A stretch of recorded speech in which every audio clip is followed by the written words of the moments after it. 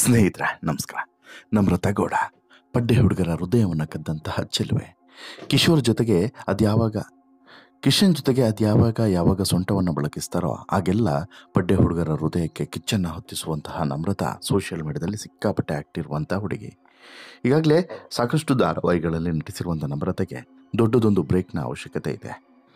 ಈಗಲೂ ಕೂಡ ಬಣ್ಣದ ಲೋಕಕ್ಕೆ ಮರಳಿ ಬರಬೇಕು ಅನ್ನುವಂಥ ಪ್ರಯತ್ನವನ್ನು ನಮ್ರತ ಮಾಡ್ತಾ ಇದ್ರು ಕೂಡ ಅದ್ಯಾಕೋ ಸಕ್ಸಸ್ ಆಗ್ತಿಲ್ಲ. ಆದರೆ ನಮ್ರತ ಈಗಾಗಲೇ ಒಂದಷ್ಟು ಅಭಿಮಾನಿಗಳ ಪಡೆಯನ್ನೇ ಪಡೆದುಕೊಂಡಿದ್ದಾರೆ ಅನ್ನೋದರಲ್ಲಿ ಡೌಟೇ ಇಲ್ಲ. ಹೀಗಿರುವಂಥ ನಮ್ರತ ತಮ್ಮ ಜೀವನದಲ್ಲಿ ಆದಂಥ ಒಂದು ಕಹಿ ಘಟನೆಯನ್ನು, ಅದರಲ್ಲೂ ಕೂಡ ಬ್ರೇಕಪ್ನ ಒಂದು ಸಂಗತಿಯನ್ನು ಬಿಚ್ಚಿಟ್ಟಿದ್ದಾರೆ. ಆ ಬ್ರೇಕಪ್ನ ಸಂಗತಿ ಆಕೆಯನ್ನು ಮಾನಸಿಕವಾಗಿ ಎಷ್ಟರ ಮಟ್ಟಿಗೆ ಕುಗ್ಗಿಸುವಂತೆ ಮಾಡ್ತು ಅನ್ನೋದನ್ನು ಕೂಡ ಆಕೆ ವಿವರಿಸಿದ್ದಾರೆ. ಜೊತೆಗೆ ಬಿಗ್ ಬಾಸ್ನಲ್ಲಿ ಯಾವಾಗ ಸ್ನೇಹಿತ ನಮ್ರತ ಹಿಂದೆ ಬಿದ್ದರೋ ಆಗಲೂ ಕೂಡ ನಮ್ರತೆಗೆ ಇದೇ ಯೋಚನೆ ಬಂದಿತ್ತಂತೆ. ಹಾಗಾದರೆ ಅವತ್ತಾಗಿದೆಯೇನು, ಏನಿದರ ಘಟನೆ ಹಿನ್ನೆಲೆ ಎಲ್ಲವನ್ನು ಕೂಡ ನೋಡ್ತಾ ಹೋಗೋಣ. ಅದಕ್ಕಿಂತ ಮುಂಚೆ ನೀವು ಇನ್ನೂ ಕೂಡ ನಮ್ಮ ಚಾನಲನ್ನು ಸಬ್ಸ್ಕ್ರೈಬ್ ಮಾಡಿಲ್ಲ ಅಂದರೆ ದಯವಿಟ್ಟು ಈ ಕೂಡಲೇ ಸಬ್ಸ್ಕ್ರೈಬ್ ಮಾಡಿ ಸ್ನೇಹಿತರೆ.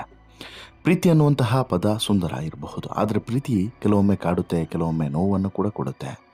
ಆ ಪ್ರೀತಿಯನ್ನು ಸಹಿಸ್ಕೊಳ್ಳೋಕ್ಕಾದರೆ ತುಂಬ ಸಂತೋಷ, ಆಗದೇ ಇದ್ದರೆ ಅದರಷ್ಟು ನೋವು ಕೊಡುವಂಥ ಇನ್ನೊಂದು ಈ ಸಂಬಂಧ ನಮ್ಮ ಜಗತ್ತಲ್ಲಿ ಇನ್ನೊಂದಿಲ್ಲ ಅನಿಸುತ್ತೆ. ಹೀಗಾಗಿ ಆ ಪ್ರೀತಿ ಉಳಿಸ್ಕೊಳ್ಳೋದು ಮತ್ತು ಆ ಪ್ರೀತಿಯನ್ನು ಗಳಿಸ್ಕೊಳ್ಳೋದು ಎಲ್ಲವೂ ಕೂಡ ಚಾಲೆಂಜಸ್ಸೇ. ತಮ್ಮ ಪ್ರೀತಿ ಪಾತ್ರರು ತಮ್ಮ ಜೊತೆಗೆ ಇದ್ದಂಥ ಸಂದರ್ಭದಲ್ಲಿ ಇದ್ದಂಥ ಖುಷಿಗೂ ಅವರು ಬ್ರೇಕಪ್ ಆದಂಥ ಸಂದರ್ಭದಲ್ಲಿ ಆಗುವಂಥ ಬೇಸರಕ್ಕೂ ಒಂದು ಅಜಗಜಾಂತರ ವ್ಯತ್ಯಾಸ ಇದೆ. ಅದೊಂದು ರೀತಿಯಲ್ಲಿ ಮರುಜನ್ಮ ಅಂತಲೂ ಕೂಡ ಹೇಳ್ಬೋದು. ಬ್ರೇಕಪ್ ಆಗುವಂಥ ಸಂದರ್ಭ ಇದೆಯಲ್ಲ, ಅದು ಮರುಜನ್ಮ ಅಂತಲೂ ಕೂಡ ಹೇಳ್ಬೋದು. ಅದನ್ನು ಸಹಿಸಿಕೊಳ್ಳಲು ಆಗದೆ ಸಾಕಷ್ಟು ಕೆಟ್ಟ ನಿರ್ಧಾರವನ್ನು ತೆಗೆದುಕೊಳ್ಳೋರು ಕೂಡ ಇದ್ದಾರೆ. ಇನ್ನು ಕೆಲವರು ಹೊಸ ಬದುಕನ್ನು ರೂಪಿಸಿಕೊಂಡು ಮತ್ತೆ ಲೈಫ್ ಮೂವ್ ಆನ್ ಅಂತ ಹೇಳ್ಬಿಟ್ಟು ಹೊರಟವರು ಕೂಡ ಇದ್ದಾರೆ. ಈ ರೀತಿ ಸಾಕಷ್ಟು ಜನ ನಮ್ಮ ನಡುವೆಯೇ ಇದ್ದಾರೆ. ಅದೇ ರೀತಿ ಇಲ್ಲಿ ನಮ್ರತ ಗೌಡ ಕೂಡ ತಮ್ಮ ಮೊದಲ ಪ್ರೀತಿಯ ಬಗ್ಗೆ ಮನಬಿಚ್ಚಿ ಮಾತನಾಡಿದ್ದಾರೆ. ತಮ್ಮ ನೋವನ್ನು ಹೊರಹಾಕಿದ್ದಾರೆ. ಪ್ರೀತಿಯಲ್ಲಿ ಬಿದ್ದು ಕಣ್ಣೀರು ಹಾಕಿದ್ದ ದಿನಗಳನ್ನು ಮೆಲುಕು ಹಾಕಿದ್ದಾರೆ. ಆ ದಿನಗಳು ಎಷ್ಟು ಸುಂದರವಾಗಿತ್ತು, ಅದಾದ ಬಳಿಕ ಆ ಬ್ರೇಕಪ್ನ ಸಮಯದ ದಿನಗಳು ಎಷ್ಟು ಕಠಿಣವಾಗಿತ್ತು ಅನ್ನೋದನ್ನು ಕೂಡ ಈಗ ಇದೇ ನಮ್ರತ ಗೌಡ ಮಾತನಾಡಿದ್ದಾರೆ. ಒಂದು ಇಂಟರ್ವ್ಯೂನಲ್ಲಿ ಇದರ ಬಗ್ಗೆ ಸುದೀರ್ಘವಾಗಿ ಮಾತನಾಡಿದ್ದಾರೆ. ನನ್ನ ಬದುಕಿನಲ್ಲಿ ಪ್ರೀತಿ ಅರಳಿದ್ದು ಕೇವಲ ಒಂದಷ್ಟು ವರ್ಷಗಳ ಕಾಲಕ್ಕೆ ಮಾತ್ರ, ಅದು ಕೂಡ ಒಂದು ಬಾರಿ ಮಾತ್ರ. ಅದೇ ಮೊದಲು ಅದೇ ಕೊನೆ ಅನ್ನುವಂತಹ ಒಂದು ಸ್ಪಷ್ಟವಾದಂಥ ಉತ್ತರವನ್ನು ಕೊಡೋದ್ರ ಮೂಲಕ ಈಗ ಸದ್ಯಕ್ಕೆ ಯಾರನ್ನು ಕೂಡ ನಾನು ಪ್ರೀತಿಸ್ತಿಲ್ಲ ಅನ್ನೋಂಥ ವಿಚಾರವನ್ನು ನಮ್ರತ ಸ್ಪಷ್ಟವಾಗಿ ಹೇಳಿದ್ದಾರೆ. ನಾನು ಆಗಷ್ಟೇ 10ನೇ ತರಗತಿಯನ್ನು ಮುಗಿಸಿ ಕಾಲೇಜ್ ಮೆಟ್ಟಿಲನ್ನು ಏರಿದ್ದೆ. ಆಗ ನನಗೆ ಸ್ನೇಹಿತರು ಅಂತೇಳಿ ಇದ್ದಿದ್ದು ಕೆಲವು ಹುಡುಗರೇ. ನಾನು ಮೊದಲಿನಿಂದ ಹುಡುಗರ ರೀತಿಯಲ್ಲೇ ಬೆಳೆದು ಬಂದವಳು, ಟಾಮ್ ಬಾಯ್ ಥರ. ಹೀಗಾಗಿ 2-3 ಹುಡುಗಿಯರು ಮಾತ್ರ ನನಗೆ ಸ್ನೇಹಿತರು, ಮತ್ತೆಲ್ಲರೂ ಕೂಡ ಹುಡುಗರೇ, ನನ್ನ ಫ್ರೆಂಡ್ಸು. ಅದೇ ಸಮಯದಲ್ಲಿ ಕಾಲೇಜಿನಲ್ಲಿ ಒಬ್ಬ ಹುಡುಗ ನನ್ನ ಹಿಂದೆ ಬಿದ್ದ. ಆದರೆ ನಾನು ಮೊದಲು ಆ ವ್ಯಕ್ತಿಯನ್ನು ದ್ವೇಷ ಮಾಡ್ತಾ ಇದ್ದೆ. ಇವನು ಯಾರು ಗುರು ನನ್ನ ಹಿಂದೆ ಬಿದ್ದು ನನಗೆ ಯಾಕೆ ಹಿಂಸೆಯನ್ನು ಕೊಡ್ತಿದ್ದಾನೆ ಅಂತ ಹೇಳ್ಬಿಟ್ಟು ನನಗೆ ಅನ್ನಿಸ್ತಾ ಇತ್ತು. ನಮ್ರತ ಮುಂದೆ 2-3 ತಿಂಗಳಾದ ನಂತರ ನನ್ನಲ್ಲಿಯೂ ಕೂಡ ಅವನ ಮೇಲೆ ಪ್ರೀತಿ ಹುಟ್ಟಿಕೊಂಡಿತ್ತು ಅನ್ನೋದು ನನಗೆ ಗೊತ್ತಾಯಿತು. ಆ ವ್ಯಕ್ತಿಯ ಮೇಲೆ ನನಗೆ ಲೈಟಾಗಿ ಪ್ರೀತಿ ಶುರುವಾಗಿತ್ತು. ಕಾರಣ, ನಾನು ಅಷ್ಟು ಅವಾಯ್ಡ್ ಮಾಡಿದ್ರು ಕೂಡ, ನಾನು ಆತನನ್ನು ತುಂಬ ಚೀಪಾಗಿ ನೋಡಿದ್ರು ಕೂಡ ಆತ ನಿಜವಾಗ್ಲೂ ಕೂಡ ನನ್ನನ್ನು ಪ್ರೀತಿಸ್ತಿದ್ದಾನೆ ಅನ್ನೋದ್ರ ಸಾಕ್ಷಿಯಾಗಿ ಆತ ನನ್ನ ಹಿಂದೆ ಇದ್ದ. ಯಾವತ್ತೂ ಕೂಡ ಅವನು ನನ್ನ ರೀತಿ ಬಿಹೇವ್ ಮಾಡಲಿಲ್ಲ, ತುಂಬ ಪ್ರೀತಿಯನ್ನು ಕೊಟ್ಟ ಅನ್ನೋದನ್ನು ಕೂಡ ನಮ್ರತ ಹೇಳ್ತಾರೆ. ಮುಂದುವರೆದು ಆ ಕಾಲದಲ್ಲಿ ನಮ್ಮಿಬ್ಬರ ಈ ಲವ್ ಸ್ಟೋರಿ ಇಡೀ ಕಾಲೇಜಿಗೆ ಗೊತ್ತಾಯಿತು. ನಾನು ಕೂಡ ಮನೆಯಲ್ಲಿ ಹೀಗೆ ಒಬ್ಬ ಹುಡುಗ ನಂಗೆ ಮೆಸೇಜ್ ಮಾಡ್ತಿದ್ದಾನೆ, ಕಾಲೇಜಿಗೆ ಹೋದರೆ ಕಾಡಿಸ್ತಾನೆ ಅಂತೇಳಿ ಹೇಳಿದ್ದೆ. ಹೀಗೆ ಹೇಳಿದಂತಹ ಸ್ವಲ್ಪ ದಿನದಲ್ಲೇ ಅವನು ಕೂಡ ಕ್ಲೋಸ್ ಆಗ್ತಾನೆ ಅನ್ನೋದನ್ನು ಕೂಡ ಮನೆಯವ್ರಿಗೆ ಹೇಳಿಬಿಟ್ಟೆ. ಇನ್ನು ಆಗ ನಮ್ರತೆಗೆ ಒಂದು 15 ವರ್ಷ ಇರ್ಬೋದಂತೆ, 15-16 ವರ್ಷ. ಖಂಡಿತ ಪ್ರೀತಿಯಲ್ಲಿ ಬೀಳುವಂಥ ವಯಸ್ಸು ಅದಲ್ಲ, ಆದರೂ ಕೂಡ ಪರಿಸ್ಥಿತಿ ನಿಭಾಯಿಸೋದು ನಮ್ರತೆಗೆ ಹೇಗೆ ಅಂತೇಳಿ ಗೊತ್ತಿರಲಿಲ್ಲ. ಆರಂಭದಲ್ಲಿ ಎಲ್ಲವೂ ಕೂಡ ಚೆನ್ನಾಗಿತ್ತು. ಆದರೆ 2 ವರ್ಷದ PUC ಮುಗಿದ ನಂತರ 2 ವರ್ಷಕ್ಕೆ ಎಲ್ಲವೂ ಕೂಡ ಬದಲಾಗಿ ಹೋಗಿತ್ತು. ಈ ಕಡೆ ಆ್ಯಕ್ಟಿಂಗ್ ಕಡೆ ಈಕೆ ನಮ್ರತ ಫೋಕಸ್ ಮಾಡೋದಕ್ಕೆ ಶುರು ಮಾಡಿದ್ರೆ ಆಗ ಆ ವ್ಯಕ್ತಿಗೆ ನಾನು ಹೆಚ್ಚಿನ ಸಮಯವನ್ನು ನೀಡೋದಕ್ಕೆ ಸಾಧ್ಯವಾಗ್ತಿರಲಿಲ್ಲ. ಇದರಿಂದ ಆ ವ್ಯಕ್ತಿ ಗಮನ ಕೂಡ ಬೇರೆ ಕಡೆ ಹೋಯಿತು ಅಂತೇಳಿ ಹೇಳೋ ನಮ್ರತ ಕೊನೆಗೆ ನಮ್ಮ ಸಂಬಂಧ ತೀರಾ ಹಾಳಾಗಿ ಹೋಯಿತು, ಬದುಕು ಅಸ್ತವ್ಯಸ್ತ ಅನ್ನಿಸೋದಕ್ಕೆ ಶುರುವಾಯಿತು ಅಂತಲೂ ಕೂಡ ಹೇಳ್ತಾರೆ. ಇದೆಲ್ಲದರಿಂದ ಮಾನಸಿಕವಾಗಿ ನಾನು ಕುಗ್ಗಿ ಹೋಗಿದ್ದೆ, ಕಣ್ಣೀರು ಹಾಕ್ತಾ ಇದ್ದೆ. ಆದರೂ ಕೂಡ ಆ ಸಂಬಂಧವನ್ನು ಉಳಿಸಿಕೊಳ್ಳುವಂಥ ಪ್ರಯತ್ನವನ್ನು ನಾನು ತುಂಬ ಮಾಡ್ತೀನಿ. ನನ್ನ ಬದುಕಿನಲ್ಲಿ ಬಂದಂತಹ ಮೊದಲ ಮತ್ತು ಕೊನೆಯ ಹುಡುಗ ನೀನೇ ಆಗಬೇಕು ಅಂತೇಳಿ ಹೇಳಿದ್ದೆ.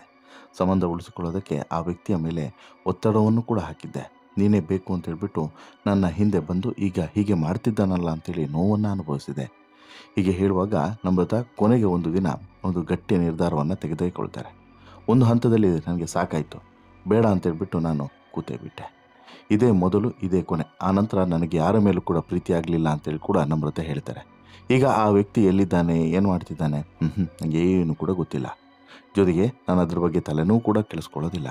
ಹೀಗೆ ಪ್ರೀತಿ ತರುವಂಥ ಈ ನೋವು ಸಂತೋಷದಿಂದ ಬದುಕಿನಲ್ಲಿ ಪಾಠವನ್ನು ಕೂಡ ಕಲಿಸುತ್ತೆ ಅನ್ನೋದನ್ನು ಕೂಡ ಹೇಳ್ತಾರೆ.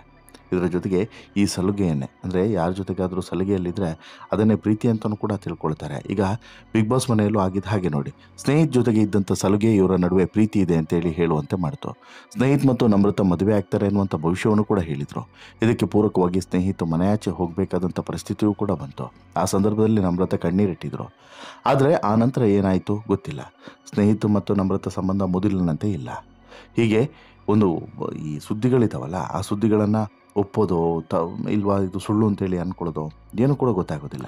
ಹೀಗೆ ಕೇಳಿ ಬಂದಂಥ ಸುದ್ದಿಯನ್ನು ಇವರು ಇಬ್ಬರು ಕೂಡ ಅಲ್ಲಗಳಲ್ಲೂ ಇಲ್ಲ, ಒಪ್ಪಿಕೊಳ್ಳೂ ಇಲ್ಲ, ಅದು ಬೇರೆ ವಿಚಾರ. ಇನ್ನು ಅಪ್ಪ ಹಾಗೂ ಅಮ್ಮನ ಮುದ್ದಿನ ಮಗಳಾಗಿರುವಂಥ ನಮ್ರತ ಬಿಗ್ ಬಾಸ್ ಮನೆಯಲ್ಲಿದ್ದಾಗ ಹೆತ್ತವರನ್ನು ನೆನೆದು ಅನೇಕ ಬಾರಿ ಕಣ್ಣಿಟ್ಟಿದ್ದಾರೆ. ಆಗಲೂ ಕೂಡ ಮನೆಯಿಂದ ಪತ್ರ ಸಿಕ್ಕಾಗ ನಾನು ಮದುವೆ ಆದರೆ ಅಪ್ಪ ಅಮ್ಮನಿಂದ ದೂರವಾಗಬೇಕಾಗ್ತದೆ, ತಾಯಿ ಜೊತೆ ಇರೋಕ್ಕೆ ಬಿಡಲ್ಲ ಅಂತೇಳಿ ನಂಗೆ ಅನಿಸ್ತದೆ ಅಂತೇಳಿ ನಮ್ರತ ಹೇಳಿದರು. ಹೀಗೆ ಈಗ ಈ ನಮ್ರತ ಮತ್ತೊಂದು ಒಳ್ಳೆ ಪಾರ್ಟ್ನರನ್ನು ಹುಡುಕುವಂಥ ಪ್ರಯತ್ನದಲ್ಲಿದ್ದಾರೆ. ಹೀಗಾಗಿ ಇದುವರೆಗೆ ಯಾರಿಗೂ ಕೂಡ ಎಸ್ ಅಂತೇಳಿ ಹೇಳಿಲ್ಲ, ಯಾರ ಜೊತೆಗೂ ಕೂಡ ಕಮಿಟ್ ಆಗಿಲ್ಲ. ಬಿಗ್ ಬಾಸ್ ಮನೆಯಿಂದ ಆಚೆ ಬಂದ ಬಳಿಕ ನಮ್ರತ ಒಳ್ಳೆಯ ಒಂದು ಅವಕಾಶಕ್ಕೂ ಕೂಡ ಕಾಯ್ತಿದ್ದಾರೆ. ಯಾವುದಾದ್ರೂ ಒಂದು ಒಳ್ಳೆ ಸೀರಿಯಲ್ಲೋ ಸಿನಿಮಾನೋ ಸಿಗಲಿ ಅನ್ನುವಂತಹ ಪ್ರಯತ್ನದಲ್ಲೂ ಕೂಡ ಇದ್ದಾರೆ. ಇನ್ನು ಬಿಗ್ ಬಾಸ್ ಮನೆಯಿಂದ ನಮ್ರತ ಆಚೆ ಬರ್ತಾ ಇದ್ದಂತೆ ಅನೇಕ ಬಾರಿ ನಮ್ರತ ಅವರಲ್ಲಿ ನಿಮ್ಮ ಮದುವೆ ಯಾವಾಗ ಅನ್ನುವಂಥ ಪ್ರಶ್ನೆಯನ್ನು ಕೂಡ ಕೇಳಲಾಗಿತ್ತು. ಹೀಗೆ ಕೇಳಲಾದಂಥ ಪ್ರಶ್ನೆಗೆ ನಮ್ರತ ತುಂಬ ಆಸೆ ಇದೆ ಮದುವೆ ಬಗ್ಗೆ, ಬಟ್ಟು ಆಗೋಣ, ಸಿಕ್ಕಾಪಟ್ಟೆ ಮದುವೆ ಬಗ್ಗೆ ಆಸೆ ಇಟ್ಕೊಂಡಿದ್ದೆ, ಆದರೆ ಈಗ ಅದರಲ್ಲಿ ಆಸಕ್ತಿಯನ್ನು ಕಳ್ಕೊಂಡಿದ್ದೇನೆ. ಸಾಧನೆ ಮಾಡಬೇಕು, ದೇಶ ಸುತ್ತಬೇಕು, ಅಪ್ಪ ಅಮ್ಮ ನನ್ನ ಚೆನ್ನಾಗಿ ನೋಡ್ಕೊಳ್ಬೇಕು, ಮದುವೆ ಬಗ್ಗೆ ನಂಬಿಕೆ ತರಿಸುವಂಥವ್ರು ಸಿಕ್ಕರೆ ಯೋಚನೆ ಮಾಡ್ತೀನಿ ಅನ್ನುವಂಥ ಮಾತನ್ನು ಹೇಳ್ತಾರೆ.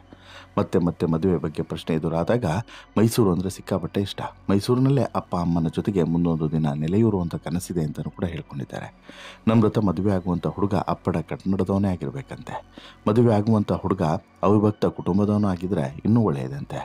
ಇನ್ನು 2 ವರ್ಷ ಕೆಲಸ ಮಾಡಬೇಕು, ಕೆಲಸ ಮಾಡುವಂಥ ಟೈಮ್ನಲ್ಲಿ ಮದುವೆ ಬೇಡ, ಹುಡುಗ ಸಿಕ್ಕಿದ ಮೇಲೆ ನೋಡೋಣ ಅಂಥೇಳಿ ಕೈ ತೊಳ್ಕೊಂಡಿದ್ದಾರೆ ನಮ್ರತ. ಸೊ ದಟ್ಟು ಈಕೆಗೆ ಇರುವಂತಹ ಈ ಎಲ್ಲ ಒಂದು ಬಯಕೆಗಳೇನಿದೆ ಆ ಕ್ವಾಲಿಟೀಸು ನಿಮ್ಮ ಬಳಿ ಇದ್ದರೆ ನೀವು ಕೂಡ ನಮ್ರತೆಗೆ ಟ್ರೈ ಮಾಡಿ, ಮದುವೆ ಆದರೂ ಕೂಡ ಆಗಬಹುದೇನೋ ನೋಡೋಟು. ಬಟ್ ಇಲ್ಲಿ ನಮ್ರತ ಈ ಹಂತಕ್ಕೆ ಬರೋದಕ್ಕೆ ಆಕೆಯ ವೈಯಕ್ತಿಕ ಶ್ರಮವೇ ಕಾರಣ ಅನ್ನೋದ್ರಲ್ಲಿ ಡೌಟ್ ಇಲ್ಲ. ಜೊತೆಗೆ ಯಾರನ್ನೂ ಕೂಡ ಈಕೆ ಇಲ್ಲ ಇವರಿಂದ ಸಹಾಯವನ್ನು ನಾನು ಪಡ್ಕೊಂಡೆ, ಇವರಿಂದ ನನ್ನ ಮೇಲೆ ಬಂದೆ, ಯಾವತ್ತೂ ಕೂಡ ಮಾಡಿಲ್ಲ. ನಾಗಿಣಿನೋ ಅಂತ ಒಂದು ಸೀರಿಯಲ್ ಈಕೆಗೆ ಒಳ್ಳೆ ಒಂದು ಸೆಟಪ್ಪನ್ನೇ ರೆಡಿ ಮಾಡಿ ಕೊಡ್ತು. ನಂತರ ಒಂದೊಳ್ಳೆ ಅವಕಾಶಗಳು ಈಕೆಗೆ ಸಿಗಲಿಲ್ಲ. ಆ ಅವಕಾಶದ ಹುಡುಕಾಟದಲ್ಲಿ ಇರೋದಂಥ ಸತ್ಯ. ಮುಂದೇನಾಗುತ್ತೆ ಕಾದು ನೋಡೋಣ. ನಿಮಗೇನು ಅನಿಸುತ್ತೆ ಸ್ನೇಹಿತರೆ ಈ ನಮ್ರತ ಬ್ರೇಕಪ್ ಸ್ಟೋರಿಯ ಬಗ್ಗೆ ನಿಮ್ಮ ಅಭಿಪ್ರಾಯ ಏನು? ಜೊತೆಗೆ ನಮ್ರತೆಗೆ ನೀವೇನು ಹಾರೈಸಲಿಕ್ಕೆ ಇಷ್ಟಪಡ್ತೀರಾ? ದಯವಿಟ್ಟು ನಿಮ್ಮ ಅಭಿಪ್ರಾಯವನ್ನು ಕಮೆಂಟ್ ಮಾಡಿ ತಿಳಿಸಿ. ಜೊತೆಗೆ ಈ ಸ್ಟೋರಿ ಇಷ್ಟ ಆಯಿತು ಅಂತ ಹೇಳಿದ್ರೆ ಲೈಕ್ ಮಾಡಿ, ಶೇರ್ ಮಾಡಿ, ಚಾನಲ್ಗೆ ಸಬ್ಸ್ಕ್ರೈಬ್ ಆಗೋದನ್ನು ಮರಿಬೇಡಿ. ಧನ್ಯವಾದ.